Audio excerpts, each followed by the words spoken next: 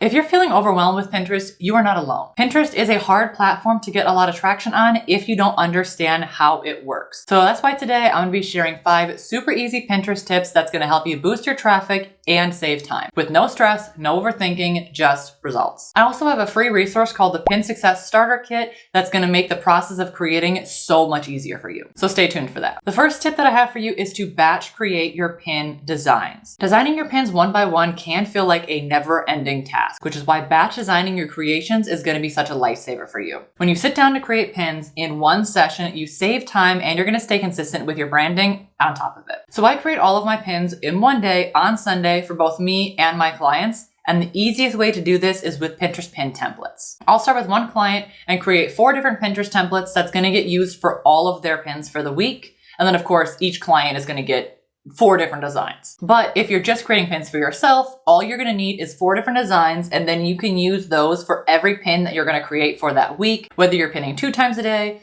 5 times a day, 3 times a day, doesn't matter. All you need is 4 different designs. And you can find a lot of easy and free design templates on Canva, but part of the freebie that I'm giving away today has 10 different free Pinterest pin templates ready for you to customize and use inside of Canva. So you can sign up for that down below, but stick around so you can hear about the other part of the bundle as well. The next thing you want to do is schedule your pins ahead of time, and this is also something that you can do in a batch as well. Scheduling ahead of time is another big part of my pinning strategy, and the whole process from the time you create the pin to the time you schedule the last pin takes only about an hour using my strategies. So once you're done batch creating all of the pins, you can schedule all of them out as well at the same time. That way you don't have to worry about pinning every single day. You'll just need one day to do all the work for the week. Now you may have heard me or other creators talking about manual pinning, and it is something that I would recommend instead of using a third-party scheduler like Tailwind. However, when I say manually pin, I don't mean that you need to go in 3 to 5 times a day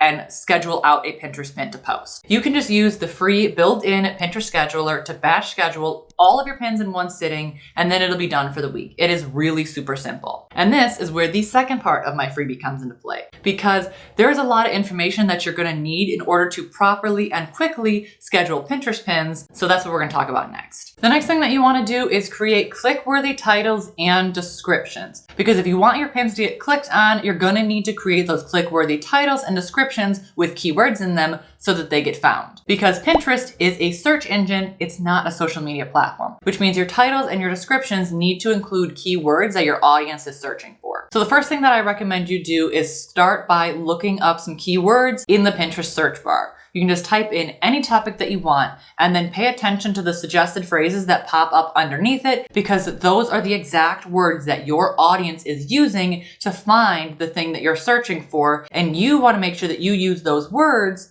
for your pins to show up when people are searching for those things. So for example, instead of titling your pin My Favorite Recipes, you could do something like 5 easy dinner recipes for busy moms. That is way more specific, and it uses the keywords that your audience is likely going to be searching for. Now, I recommend that you do this research for every single one of your blog posts and every single one of the links that you want to pin onto Pinterest. And I recommend you do that before you even start pinning, because it's going to save you a lot of time. However, that is way too much information to keep track of just inside of your head, which is why the second part of my freebie I'm giving away is my Pinterest Keywords Tracker. It is a Google Sheet that allows you to keep track of all the links you pin onto Pinterest. You can keep track of all the titles that you want to use, any keywords that you find, what boards you want to pin each blog post to, and the descriptions that you're going to be using week to week. Now, if you do all this work up front, gathering all of your links, doing all of the keyword research, depending on how much content you have, it's going to take a decent chunk of time to keyword research all of it. But once it's done, it's going to save you so much time on the front end when you go to schedule out those Pinterest pins, because you don't need to gather all the links that you're going to be pinning. You won't need to do the keyword research every single time for every single post in order to find the best keywords to put into your descriptions. It's all going to be organized nice and neat into one sheet. So that way, when you get ready to pin, you can just write out all your descriptions for the week, copy and paste it over once you're all done, when you're ready to schedule, and it's going to save you so much time. This exact process only takes me 1 hour a week per client to do. It's going to be so easy for you, especially if you're doing only your account, because it's just going to take you 1, maybe 2 hours max to do, and then you're done for the week. This simple tool is the best thing that I have for getting organized and making pinning go by a lot faster. So make sure you sign up for the free bundle down below because it is going to be a lifesaver. Another thing that can save you time is repurposing your best content. The good news is on Pinterest, you do not need to reinvent the wheel for every single pin. You can repurpose your best performing content in a smart way to maximize your efforts on Pinterest. So while you do want to be putting fresh content out onto the platform by putting out a new blog post every week or putting out a new YouTube video and feeding the Pinterest algorithm with fresh links that have never been pinned onto the platform before, you don't have to have every single link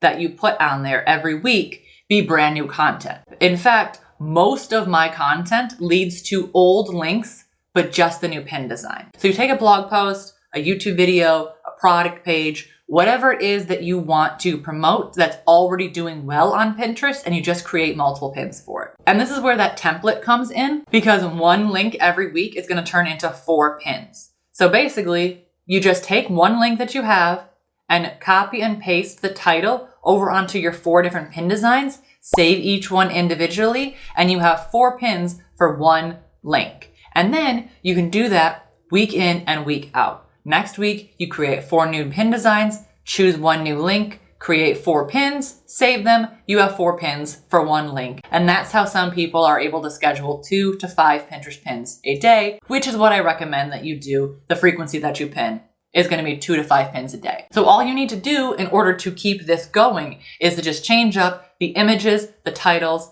and even the styles of the pins in order to appeal to different audiences and give Pinterest what it calls a fresh pin. And it's also a good idea to change up the styles because you never know what's going to work best.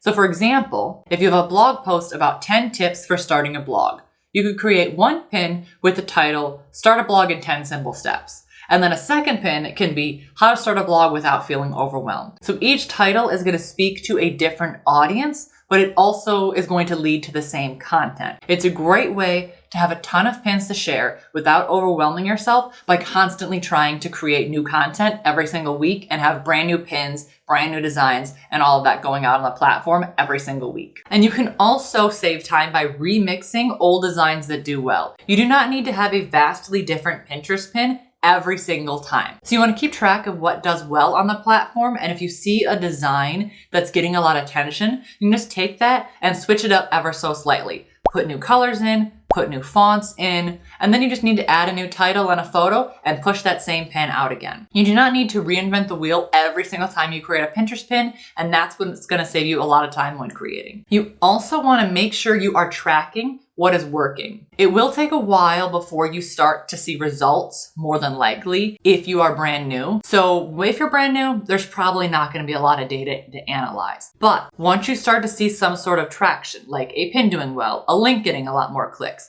you want to make sure that you capitalize on that. Analytics are going to be your best friend on Pinterest. They show you what's working and where you should focus your efforts. So you want to go to your Pinterest analytics dashboard and look at the metrics like the impressions, the clicks, and the saves. And you can identify which pins are performing well and then try to figure out why. Maybe they have a strong call to action. Maybe they have an eye-catching design. Maybe it's a topic that resonates well with your audience. So for example, if a pin about meal prepping is doing well, that's a signal that your audience wants more content on that topic. So you can use that data to inform your next batch of pins or the next blog post that you want to write. Maybe you need to be doing more about meal prepping on your blog so that you can put out more pins that are going to do well because your audience is resonating with that content. Once I started checking my analytics regularly, same thing with my clients, I often notice trends that I hadn't seen before. So I will lean into those, and my traffic and my clients' traffic always grows steadily over time once I start to dive deep into those analytics. Now, this is not the cue for you to overanalyze your content. Don't go into overanalyzation and overprep mode where you're spending so much time in your analytics that you don't actually start creating the content because you get into freeze mode because it needs to be perfect, because the analytics need to match. You need to know exactly what is going on. You're never going to know exactly why a pin took off, more than likely. You don't need to be checking your stats every single day, hoping to see where those clicks have come from, because these things are going to take time. But I do go in once a week before I start pinning to help me determine what I should be pinning for this next week.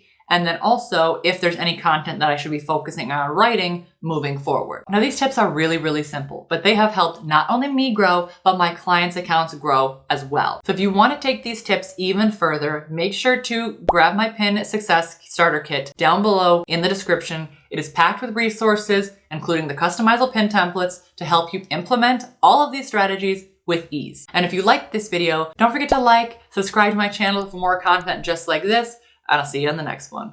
Bye.